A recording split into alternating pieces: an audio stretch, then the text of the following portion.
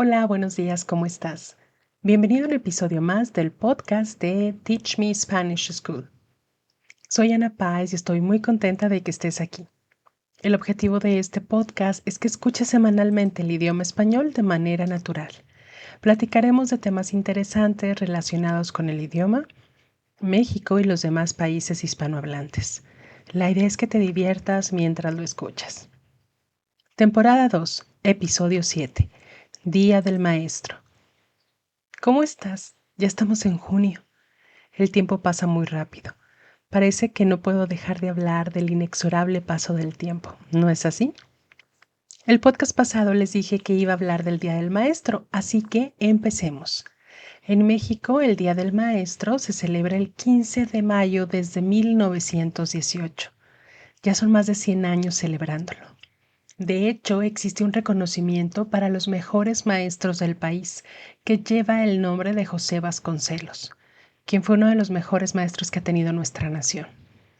Tendré que hacer otro podcast para hablar del maestro Vasconcelos. El sistema educativo en nuestro país se divide en educación básica, que abarca 3 años de preescolar, 6 de primaria y 3 de secundaria. Después tenemos la educación media superior, que abarca de 2 a 3 años de preparatoria o bachillerato, con opciones de carreras técnicas. Al finalizar el nivel anterior, tenemos la educación superior con múltiples opciones de licenciaturas, maestrías y doctorados. La educación básica en México es gratuita, laica y obligatoria. Actualmente existen opciones para cursar la educación preparatoria y algunas licenciaturas de manera gratuita y en línea. Además, existen también numerosas becas. Siguiendo con el tema de los maestros, ¿recuerdas a todos tus maestros? ¿Recuerdas a tus maestras de preescolar? Yo recuerdo sobre todo a la maestra de 3er grado de preescolar. Su nombre era Marta y era muy dulce y paciente. Recuerdo que le pedí a mi mamá que, de lo que me enviara de lonche, siempre me diera otro tanto para compartirle a la maestra. Era mi manera de demostrarle mi agradecimiento. Hasta que la maestra le dijo a mi mamá que estaba a dieta y le daba mucha pena decirme que no cada vez que le invitaba de mi merienda. De las maestras de primaria recuerdo a todas con especial cariño, ya que cada una de ellas me enseñó distintas cosas.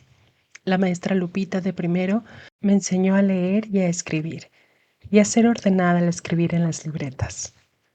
Estuve en una escuela muy estricta que daba mucha importancia al orden y la disciplina, así como también a la educación con valores y al respeto. A la maestra Fátima, de segundo, le caía muy bien. De hecho, me atrevería a decir que era su favorita. Lamentablemente enfermó y tuvo que dejar el ciclo escolar antes de terminarlo. En su lugar llegó la maestra Maritza, quien ponía mucho énfasis en las tablas de multiplicar. Después, en 3er año, tuve a la maestra Mirtala, una maestra muy estricta también, pero muy amable y comprensiva. La maestra obtuvo un ascenso ese año y tampoco terminó el año escolar con nosotros. Después de ella vino una maestra de la que lamentablemente no guardo buenos recuerdos. En 4er grado tuve una maestra muy estricta también. En 5er grado la maestra Lucy hizo algo que, al menos a mí, me fue de mucha ayuda para el resto de mi vida. Nos enseñó a pasar al frente y explicar un tema, o como decimos comúnmente, a dar clase.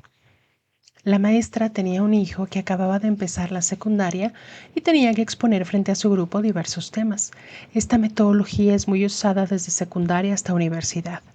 El grupo se divide en equipos y a cada uno de los equipos se les asigna un tema del programa de la materia.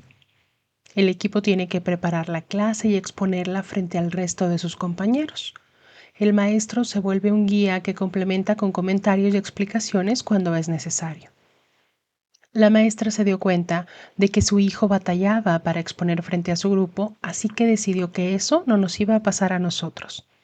Seleccionó un tema de uno de los libros y nos pidió que lo leyéramos y pasáramos al frente a explicar.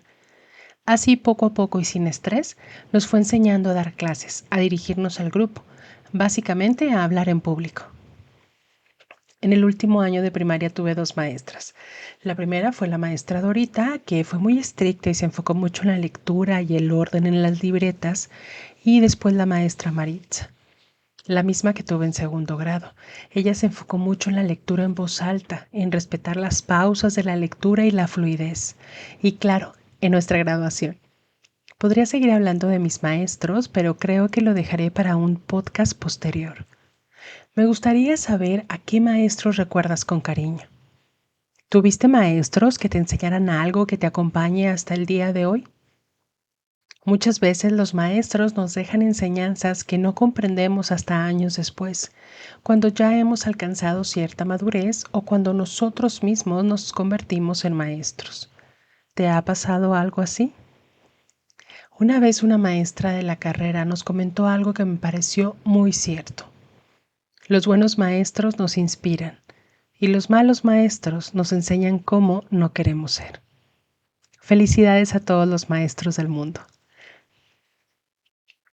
Nos vemos en el siguiente episodio. Hasta la próxima.